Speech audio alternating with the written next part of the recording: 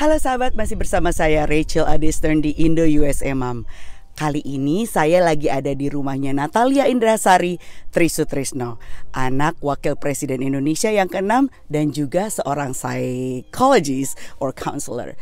So hari ini saya sama Lia mau ngobrolin tentang selebihnya kayaknya lebih banyak ke kehidupan saya dan juga perkawinan saya, karena Lia sendiri adalah seorang konselor pernikahan dan anaknya. Nanti dia akan cerita sendiri dia apa. So jangan lupa kalian like, kalian komen dan kalian subscribe, dan juga kalian kalau ada misalnya ide pengen ngomongin apa atau ketemu siapa, jangan lupa kalian tulis di komen di bawah ya. So stay tuned and hope you enjoy it.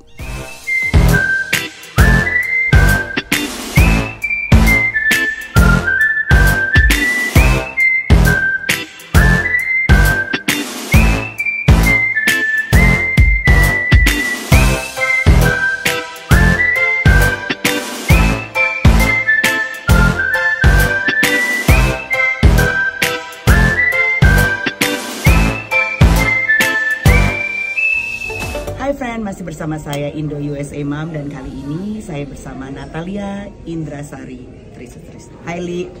Hai. Apa kabar? Li, kan gue udah jelasin dong, lo kan gue sebutin tadi Trisutrisno udah tau lah ya kalau bagian itu. Sekarang gue minta lo jelasin ke gue credential lo apa sih? Jadi maksudnya kan kita kemarin juga ngobrol ya.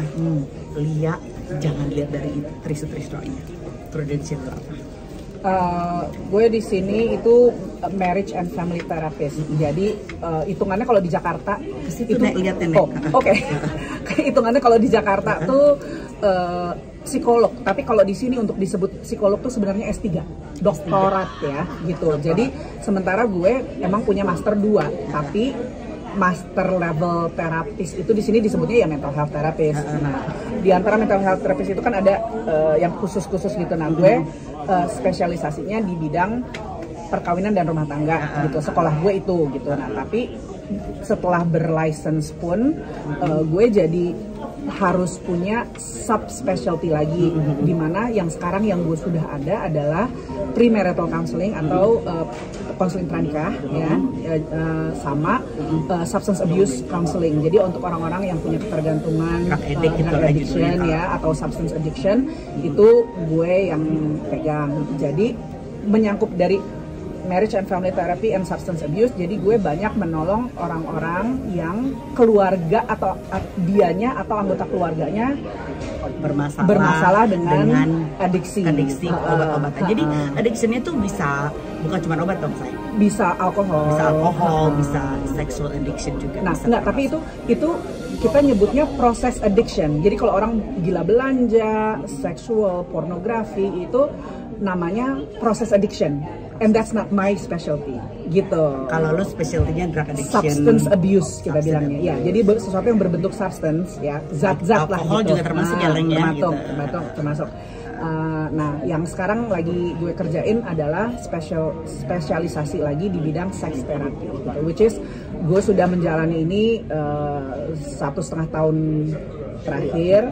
Gue masih perlu 1,5 tahun lagi, kan kalau di sini kan untuk sertifikasi lu mesti ngumpulin jam, ada kelasnya, dan lu diawasi gitu. Jadi hanya karena lu punya pasien yang bermasalah seksual, lu nggak bisa klaim bahwa lu ahli seksual, nggak bisa kayak gitu kalau di sini gitu. Jadi lu harus ada emang sertifikatnya. Nah, tadi kan Lia udah memperkenalkan dirinya dong ya. Sebenarnya aku tuh di sini tuh lagi main ke rumah Lia gitu, dan Lia tahu banget tentang aku.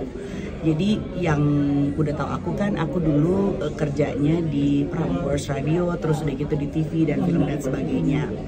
Sebenarnya aku tuh di sini ngobrol sama dia tentang star syndrome ya. Jadi maksudnya walaupun aku juga nggak ngerasa dulu star sih, cuman maksudnya lebih bisa dipakai oleh teman-teman kita, bukan cuman yang pernah ada di live gitu ya kayak gue gitu.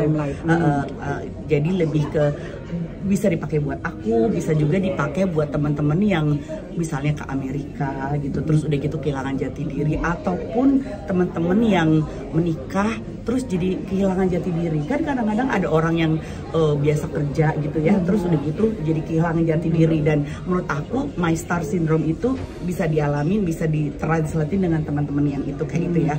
Nah, kan tadi barusan aku cerita tentang star syndrome tadi ya, tentang akunya sebagai serius susah untuk balik tinggal di Amerika, tapi kadang-kadang suka berpikir gini, ih gila gue di Jakarta kayak apa ya Nek gitu. Nah Lia ini menurut aku tuh sebagai personality yang cocok karena sebagai anak wapres, sebagai pokoknya hidupnya enak lah ya di Jakarta. Terus lu kan di Amerika sini biasa aja jadinya Nek gitu. Iya. Lu pernah nggak ngalamin kayak gue gitu, ngalamin star syndrome gitu? Kayaknya pengen balik ke kehidupan yang dulu gitu ya. Karena kan gini, karena kalau kita di Jakarta dulu ya, kalau kita di Jakarta dulu kan Everything was easy, everything gitu was ya. easy, Orang terus well, terus dan lu diagung-agungkan judulnya kan, maksudnya bukan ya iyalah gitu loh, like respected gitu.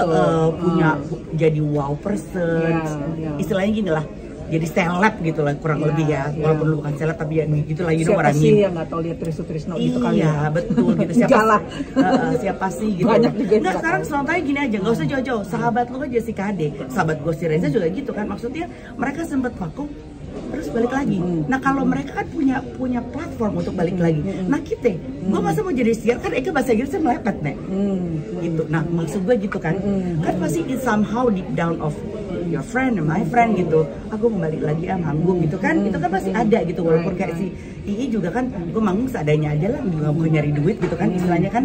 Nah kalau dia kan masih ada platformnya, nah kalau gue platformnya di mana gitu. Nah tadi kan udah aku ceritain masalah problem aku ya. Kita makanannya udah datang. Ini kita makan di tempat seru banget ya pokoknya ya. Seru banget karena pemandangannya nanti aku tunjukin ya. Nah ini makanannya udah datang, jadi makan. Nah sekarang pertanyaannya kan gitulah.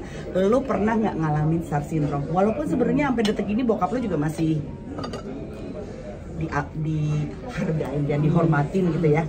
Lo pernah nggak ngerasain kayak gitu? Sebenarnya mungkin agak beda dengan yang lo ceritain gitu ya. Gini, kalau lo kan lo jadi seorang ya, lo udah punya status sendiri gitu ya. Lo jadi penyiar, lo jadi produser, lo main di film, dan sekarang tiba-tiba dengan lo menikah misalnya, lo pindah ke sini, lo tidak bisa berkarya yang sama gitu. Iya kan? Jadi you miss that life. Betul. Kalau di gue kan yang orang kira gue ada yang kayaknya kalau di Jakarta dulu tuh hidup gue anak pejabat ya, quote unquote itu kan ibaratnya ada entourage-nya lah, lo apa semua fasilitas segala macam gampang. Tapi itu kan bayangan orang gitu. Orang nggak banyak yang tahu sebenarnya hidup gue itu kayak gimana gitu. Jadi first of all gitu, orang tua gue kan sangat keras. Jadi ya yang sukses ya mereka, yang ngejabat ya bokap gue. Ya gue bukan apa-apa ya, gue rakyat biasa. Jadi itu yang selalu ditanamin bokap ke gue.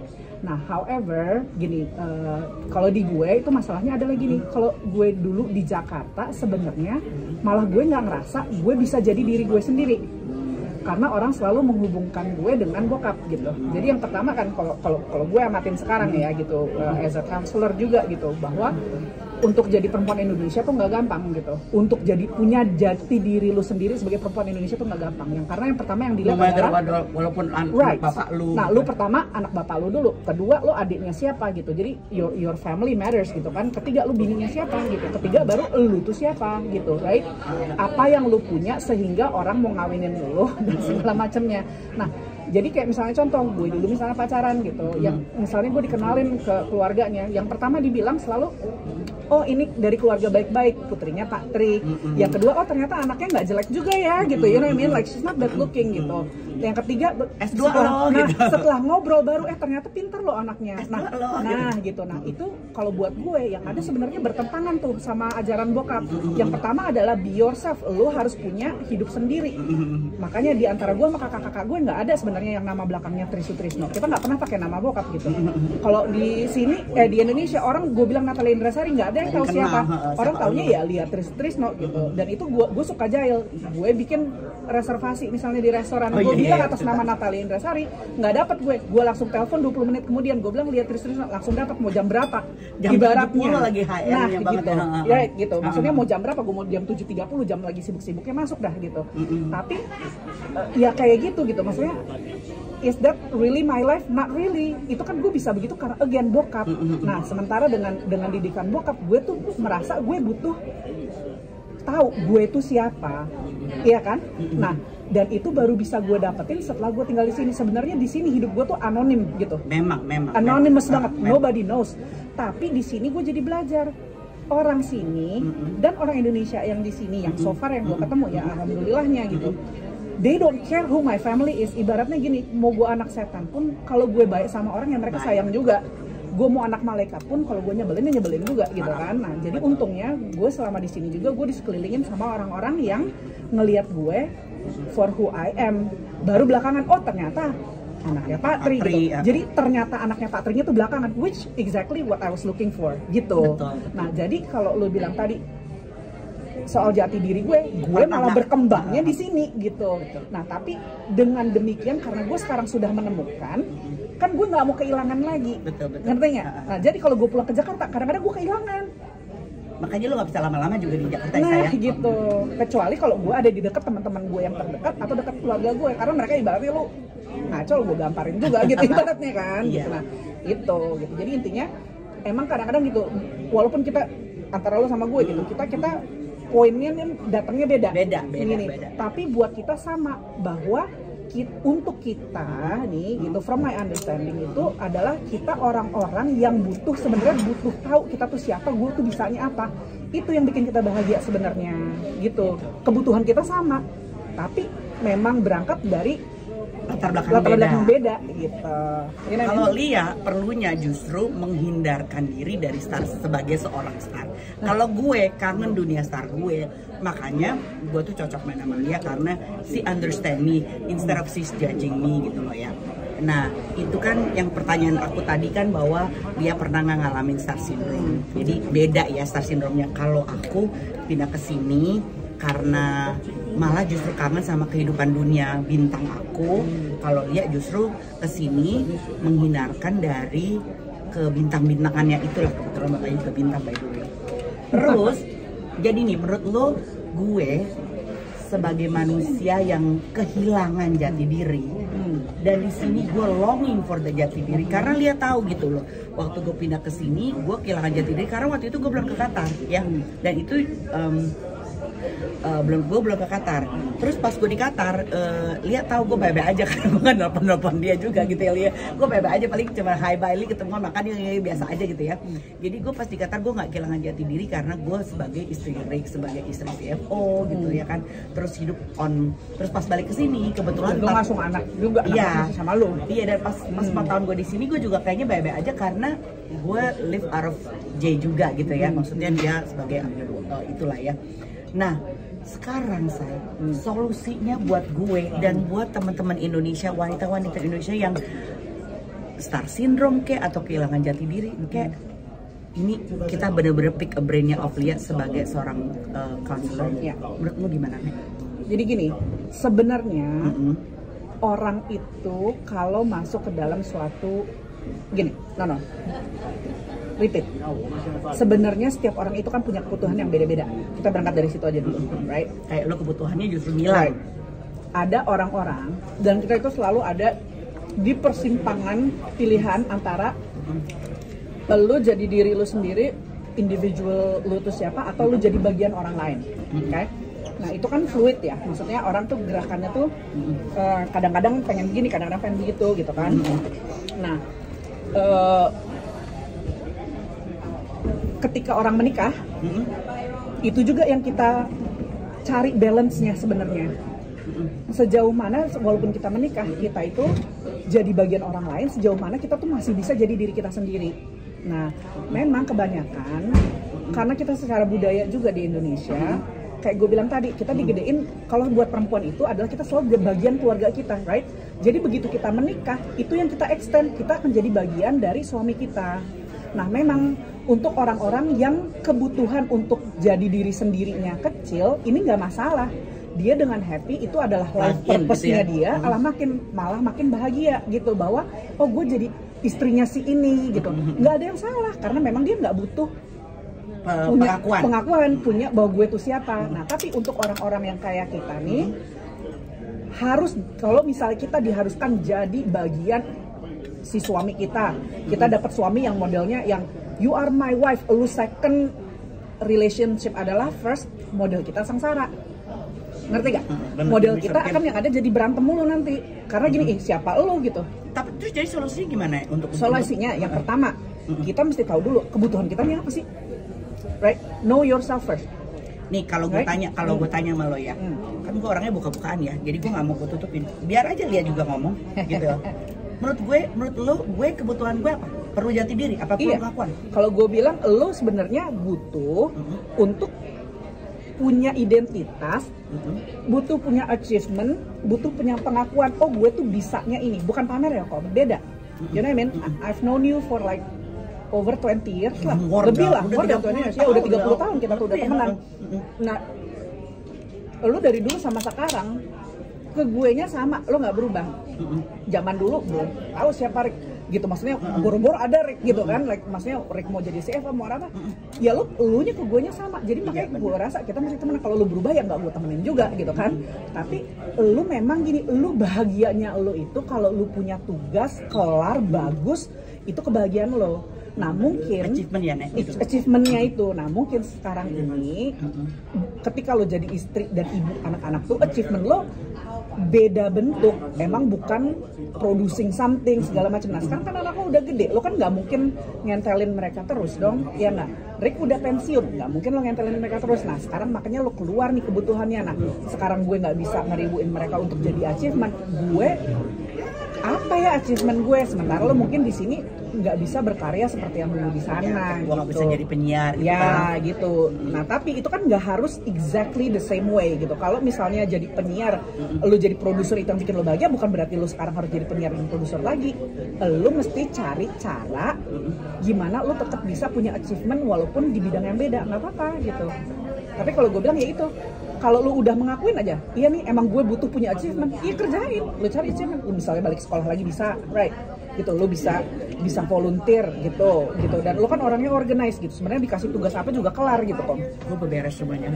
Sampai rumah gue beberes langsung, rumah gue bersih. Jameson lakinya bingung ntar. Sweetie, you're so sweet tinggalin. Iya, tumben gitu. Suami gue gitu kan, tumben. Karena gue nggak demen tuh noto-noto. Kalau bebersih gue masih nggak apa-apa. Bersihin kamar mandi gue kerjain. Cuman kalau noto-noto ogah ya. Itu urusannya si Kokom aja udah. Bukain lagi dulu.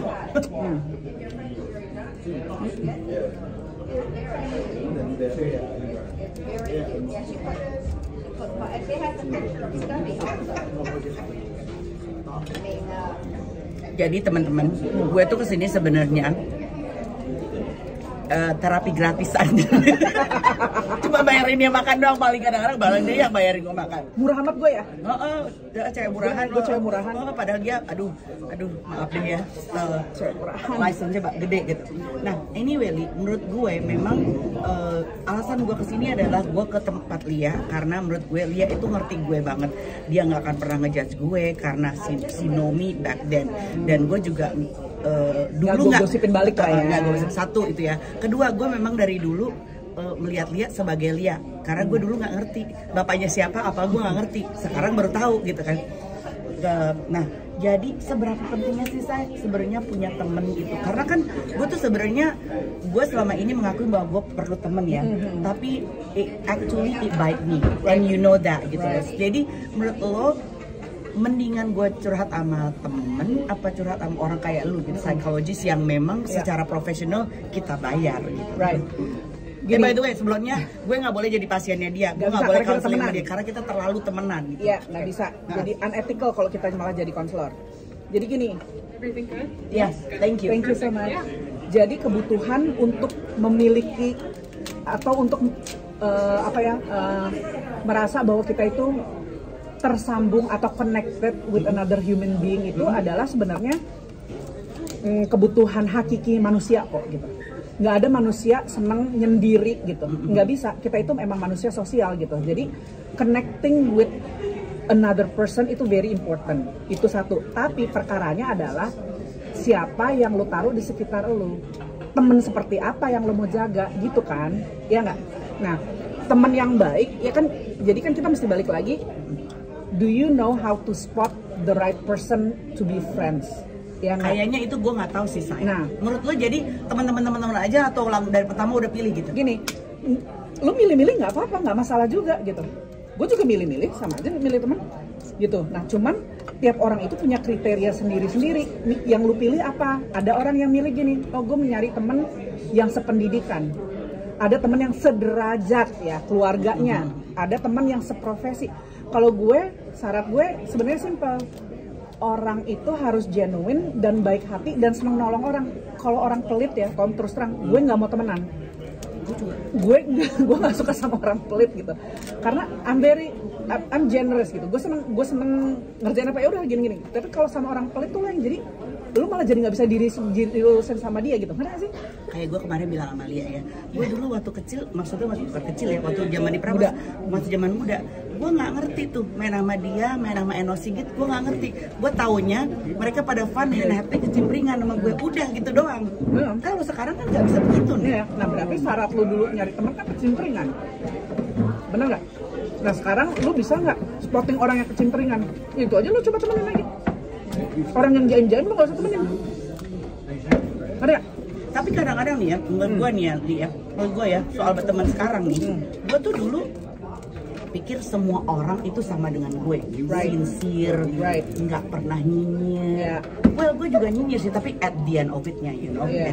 Maksudnya gue, I have a thing hoping that people the same kayak gue.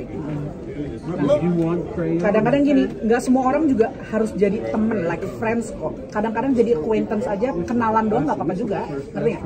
Bukan berarti kita jangan kenal orang, enggak. Kenalan kita boleh banyak, tapi untuk jadi temen, which is friends, lu mesti pilih. Hanya, maksudnya gini, lu temenin orang-orang yang memang bikin hidup lu kualitasnya lebih bagus gitu. Kalau lu sama orang yang seneng gosipan, emang kualitas hidup lu jadi bagus. Sebenarnya gosip itu juga enak loh, Say. Nah, that's your criteria, not my criteria. Kalau dengerin gosip orang yang ada gue pusing. Siapa pula ini yang diceritain gitu. Gue udah dengerin cerita orang sehari-hari buat sebagai kerjaan. Ngapain gue dengerin gosip lagi, pusing. Amin. Nah itu kayaknya the next my question ya nih. Kalau gue, menurut gue nih dengar cerita orang, apalagi orang curhat sama gue, itu gue seneng karena I'm useful gitu kan. Nah, lu sebagai seorang counselor nih, kan hari-hari lu udah dengerin stresnya orang. Itu jadi menurut lu, happiness lu tuh apa sih? Nah, happiness gue nyari dari hal-hal yang kecil-kecil sehari-hari. Satu, happiness gue kalau gue ngumpul sama suami dan anak-anak gue. Ya itu jangan sebutin, itu gue udah tahu itu. Ya. Ngumpul sama anak mas suami itu udah juaranya, lihat sama masak. Udah yang selain itu, I love sunset. Gue duduk aja di pekarangan rumah gue, mandangin sunset, itu gue bisa berjam-jam. Rumahnya. Itu sunset makes me happy. Jadi gue kemana aja kalau ada sunset tuh gue lagi nyupir, ada sunset itu gue norak, gue bisa wah bagusnya so cute gitu. Apalagi kalau warnanya tuh terus yang jadi lembayung, apa sih, keunguan, kepingan tuh, itu bisa gue potretin tiap hari. Sampai anaknya bilang gini, Mam tiap hari juga ada sunset kali gitu. Gue bilang, but I love sunset gitu. Ngerti nggak? I don't just like sunset, I love sunset like nobody's business gitu. Ngerti nggak sih lo? Terus ini enak banget loh Nah, terus hal lain lagi yang bikin gue bahagia ya dari hal yang kecil-kecil gitu. Gue bahagia kalau gue ngerasa ya ilmu gue ada gunanya. Sama sebenarnya sama lo ngerasa misalnya lo bisa dengerin orang, oh kok iya ya orang bisa percaya sama gue, that makes you happy. You know what I mean? Kalau gue merasa bahwa ilmu gue ada gunanya buat orang lain, itu bikin gue bahagia gitu. Jadi apapun ilmunya ya, nggak harus yang ilmu sekolah. Kayak misalnya gini, gue tahu cara ganti ban mobil, terus tiba-tiba ada orang di jalan cewek nyasar nggak bisa ban mobil, gue bantuin ban mobil, ya itu make me happy. You know what I mean? Very simple things. Lo kalau nyari kebahagiaan itu, menurut gue nggak usah nyari yang muluk-muluk, yang gede-gede. Harus misalnya liburan keliling dunia. It's not that. The fact bahwa lo bisa makan ini, lo masih ngerasain apa ya, taste buds lo nggak berubah, itu kebahagiaan lo kan. Banget. Coba misalnya lo punya COVID, lo nggak bisa ngerasain ini juga kan? Simple aja. Try to do, this is another kebahagiaan. Sebelum lo tidur, Lu coba inget-inget seharian ini kenikmatan lo apa ya gitu. Kalau orang beragama bilangnya bersyukur gitu. Tapi counting our blessing is very important. Kebisaan kita counting our blessing itu berkorelasi lurus dengan kebahagiaan. Makin kita bisa inget, oh iya ya tadi pagi gue bangun tidur nggak pakai sakit kepala, itu aja udah nikmat dong. Ya enak gitu. Itu aja lo ingetin, makin banyak yang lo bisa inget, hidup lo pasti ya enak gitu. Itu satu. Kedua, setiap hari coba lo membiarkan diri lo curious sama lingkungan sekitar lo. Jadi jangan sotoy gitu. Ngerti ya? Kalau orang sotoy kan gini, kayak misalnya gini, gue tahu ini rasanya apa, enak gini, gue udah tahu kalau ini kayak gimana, gue tahu kalau ini. Kadang-kadang kalau kita bilang kita tahu semua tuh kita nggak nikmat hidupnya. Jadi terbatas. Ini gue udah tahu, itu udah tahu, ya udah lo ngapain lagi hidup lagi, gitu, ya nggak? Tapi kalau misalnya gini, oh, gue tahu rasanya kepiting, tapi di kepiting di sini beda kali ya. Emang. Apa ya yang bikin enak? Coba gue lihat, wah caranya dia gini-gini. Jadi dengan kita curious tuh kadang-kadang kita keluar apresiasi baru gitu. Jadi let yourself be curious, jangan semua tahu gitu. Lo ketemu orang baru, gue tahu nih dia pasti maunya gini. Emang nikmat lo. Tapi kalau lo misalnya bilang lo ketemu orang baru, dia gimana ya orangnya, dia suka apa ya, you know, what makes them tick, what makes them happy. Lo yang ada gaul juga, interaksi sama orang juga seneng gitu. Biasanya gue yang digitin orang sih saya. Maksudnya bukan dari orangnya kecil-kecilan dan rame, orang males dia berisik. Dan you know, kalau lo sama orang kayak gitu ya gak usah lo temenin. Gue juga biasanya gitu, I don't wanna have to explain myself to others, right? Iya gitu, cari orang yang dulu bisa, ya kayak kita kemarin lah gitu ya. Kita kemarin kan kita naik skuter di Georgetown gitu ya. Maksudnya to some people, ngapain? Kan udah tahu cara naik skuter. Ngapain lo di skuter lo udah pakai baju dress, lo masih pakai begitu. Kalau kita kan nggak, fun ya gitu. Wow gitu. Wah, yuk kebut-kebutan. Siapa yang duluan? Ternyata punya gua mau kunci, dodol lo gitu kan, ini men. Right gitu. Gue khawatir loh kemarin nih, belakang gue jauh banget. Enggak, itu karena tiba-tiba kelok telepon gue mati, terus dia nggak bisa baca datanya kayak dia bilang successful unlock gitu. Tapi itu gitu. Jadi maksudnya lu dengan lu bisa lu cari temen yang lu bisa curious bareng, yang ibaratnya gini, Bu. Wah, kita cobain ini yuk gitu. Misalnya dia lam simpen guys, kentang goreng gitu. Lu coba lihat kentang gorengnya lu makan. Lu rasain. Ini kentang goreng di Denver sama di Maryland beda tau. Lain. Kan? Gini ya men, tapi kan lu bisa curious banget gitu, karena wah iya ya ternyata nggak enak gitu. Gini ya men, Dry. Iya gitu. Nih, lately kan kemarin nggak usah soal jati diri saya, soal YouTube gue aja berubah. Jati diri gue dulunya YouTube gue aja jati diri gue adalah Indo US Emang, walaupun nama channel gue masih tetap Indo US Emang, tapi lately my title is Empowering Women. Nah, setelah lu summary nih, gue udah 5 hari nih di rumah dia ya. Menurut lo manusia-manusia yang seperti gue kehilangan jati diri karena dulu hidup di dunia entertainment, terus ke Amerika, terus ngikutin suami gue itu, how you empower women like me. By the way ya, nggak harus kalian sebagai dunia entertainment ataupun apa, kalian kehilangan jati diri itu lumrah di semua wanita ya. Nah, menurut lo, how do we empowering ourselves as a woman to become a powerful woman? Powerful bukan berarti menjajah orang, right? Powerful for ourselves. So that's my Pertama, kita masih harus terima dulu bahwa kita itu dalam proses pembelajaran. We are in the process of learning and growing. Itu aja lo terima dulu. Jadi dengan lo terima bahwa lo ada di posisi itu, kita jadi again nggak sotoy tentang diri sendiri. Kita mesti terbuka bahwa ada bagian-bagian dari diri kita yang kita belum tahu. Siapa yang bisa bantu kita cari tahu? Misalnya lo ke terapis, itu kan gunanya ke terapis. Dengan ngobrol lo jadi gini, oh iya ternyata gue tuh begitu. Iya tadi lo ngomong sama lo, iya persepsi gue ternyata gue kalau udah yakin bahwa dia begini, begitu gue mentranslate-nya, iya kan? Nah, dengan lo tahu kecenderungan lo, jadi lo kan nanti jadi tahu kebutuhan apa, gue tuh orangnya butuh apa kebutuhan gue yang sudah terpenuhi, apa yang enggak gitu. Nah, knowing is power. Jadi to empowered, ya you have to know. Tunggu. Lu cari tahu. Lo bilang knowing is empowered. Do you think it's knowing and knowledge is two different thing loh, man? Well, Right. the knowing is the process, kan? Right?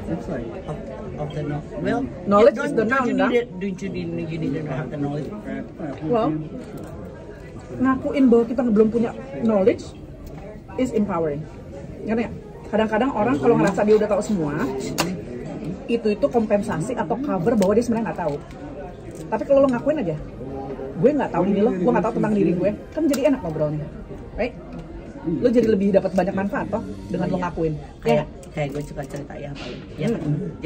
Jadi untuk empowering gue ini gimana caranya, Neng? Iya udah, lo udah ngakuin kan bahwa lo butuh Pengakuan. achievement, lo butuh pengakuan, lo butuh punya achievement. Nah sekarang tugas kedua lo adalah lo explore deh di dunia lo di Denver itu apa bidang-bidang yang akan memberikan lo kepuasan dalam achievement itu gitu. Jadi misalnya lo senang volunteer nih di ibu-ibu USFA apalah gitu, ya lo kerjain aja gitu, itu kan bikin lo bahagia bukan? Ya udah gitu. Jangan ngarang-ngarang cari yang ada apa di Maryland karena kan lo gak tinggal di sini. Lo cari locally apa yang lo bisa gitu. It doesn't matter Kom, sebagus apa plan lo, kalau nggak realistik lo nggak akan jalanin. Nah sekarang kalau gue bilang, wah Kom buat lo achievement, lo bilang oh ya gue mau sekolah, apa gue sekolah aja di Maryland, it's not gonna be realistic karena kenapa? Rick kan di sana, right? Yang ada lo nanti jadi cari perkara lagi gitu, ngerti nggak? Jadi masalah baru lagi timbul, ya kan? Nah cari di sekitar kita itu yang realistis itu kita ngapain, itu aja gitu. Jadi jangan mikirnya kejauhan gitu, yang kita sehari-hari yang bisa kita kerjain apa, yang di sekitar lingkungan kita yang bisa kita kerjain apa gitu. Last question ya Neng. Pertanyaan gue adalah, is there anything like really fire inside of you that you wanna pass it on to women that might be, yang maksudnya di dalam hati lu tuh ada sesuatu yang membara yang lu pengen kita semua perempuan tahu apa sih? Kita tuh harus tahu diri kita tuh siapa gitu. Know yourself. Karena menurut gue gini, gue kan udah jadi konselor tuh over 20 years ya. It still amazes me bahwa berapa banyak orang yang nggak tahu dirinya dia gitu. It's a century old question. Tapi emang it sounds simple, tapi itu nggak segampang itu. Lo tahu diri lo sendiri. Knowing what you need, knowing what you are, knowing what you know. Karena dengan lo tahu bagaimana diri lo membawa diri ke dunia juga jadi lebih mudah. Jadi dengan mengetahui diri kita jadi bisa ngebantu jalan ke depannya. Gak usah jauh-jauh, besok aja, besok. Ya. So, thank you Lia. Ya, sama-sama. Udah sharing. Semoga obrolan kita ini bisa jadi bahan bahan pengertian buat orang-orang teman-teman kita untuk empower women. Jadi kita nggak harus hilang jati diri walaupun kita cuma sebagai seorang ibu rumah tangga. Ya, benar kan Bu? Sure. Ya. Ya udah, thanks Li. You're welcome. Bye.